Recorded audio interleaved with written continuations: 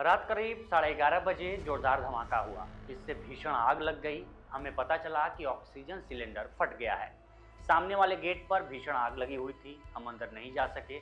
इतने में नवजात बच्चों को बचाने के लिए नर्सें शोर मचाते हुए पीछे से बाहर आईं। हमने पीछे की तरफ से सीढ़ी लगाई थी। हमने बच्चों को बचाना शुरू कर दिया। 3-4 बच्चे ठीक थे। यदि उन्हें समय पर देखभाल मिल जाती तो वो बच जाते। जो बच्चे सामने थे उन्हें नुकसान पहुंचा। ये बातें दिल्ली के बेबी सेंटर में लगी आग के बाद बच्चों को रेस्क्यू करने में जुटे अंकित बंसल ने कही। दिल्ली के विवेक विहार इलाके में एक बेबी केयर हॉस्पिटल में 25 मई की रात करीब 11 बजे आग लग गई। देखते ही देखते आग की लपटें बाहर तक निकलने लगी।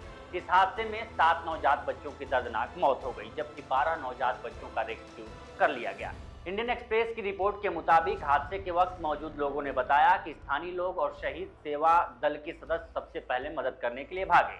लोगों के एक ग्रुप ने पीछे की तरफ से इमारत पर चढ़कर नवजात बच्चों की जान बचाई। रवि गुप्ता नामक एक शख्स ने बताया कि स्थानीय लोग जलते हुए अस्पताल में सबसे पहले घुसे थे। इसके बाद जल्द से जल्द नवजात बच्चों को बाहर निकाला। जल्द ही फायर ब्रिगेड के अधिकारी और पुलिस भी उनके साथ आ गई। सेवा दल के एक सदस्य ने आरोप लगाया कि इमारत में आग लगने के तुरंत बाद अस्पताल के कर्मचारी भाग गए। एक अन्य व्यक्ति मुकेश बंसल ने आरोप लगाया कि इमारत में अवैध रूप से ऑक्सीजन रिफिलिंग का सिलेंडर का काम चल रहा था। हमने स्थानीय पार्षद से भी इसकी शिकायत की थी, लेकिन कुछ नहीं हुआ। ये सब पुलिस की नाक के नीचे हो रहा था। उन्होंने कहा कि वह अस्पताल के बराबर में ही रहते हैं, लेकिन ऑक्सीजन सिलेंडर रिफिलिंग की वजह से वे अगली गली में चले गए। दिल्ली फायर ब्रिगेड के अधिकारी ने कहा कि आग शनिवार की रात करीब 11:30 बजे लगी और जल्द ही 2 अन्य इमारतों में आग फैल गई। आग पर काबू पाने के लिए 16 गाड़ियां मौके पर पहुंची। अधिकारी ने आगे बताया कि 2 मंजिल इमारत में रखे ऑक्सीजन सिलेंडर फट गए। इससे आसपास की इमारत भी तबाह हो गई। इसके अलावा बिल्डिंग के बाहर एक एम्बुलेंस और एक स्कूटी में भी आग लग गई। वहीं दिल्ली पुलिस ने चाइल्ड हॉस्पिटल के मालिक नवीन किची के खिलाफ आईपीसी की धारा 336 यानी कि दूसरों की निजी सुरक्षा को खतरे में डालना, 304A लापरवाही से मौत और 34 आपराधिक गतिविधि के तहत एफआईआर दर्ज की है।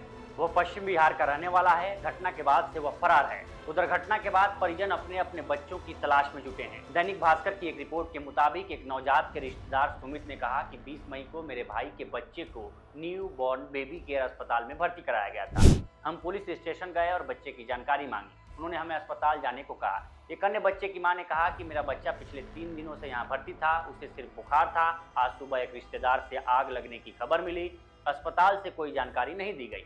सुबह से इधर उधर भाग रहे हैं, लेकिन बच्चे की कोई जानकारी नहीं है। एक तीसरे पीड़ित महिला ने कहा कि कल हमने अपने बच्चे को देखा था, वे हमें यहाँ रहने नहीं दे रहे थे। अब हमें उसकी कोई जानकारी नहीं मिल रही है। डीएनए टेस्ट के बाद पहचान पाएंगे कि मृतकों में हमारा बच्चा था या नहीं। फिलहाल इस स्टोरी में इतना ही। बाकी देश दुनिया की तमाम खबरों के लिए बने रहिए लोकमत के साथ।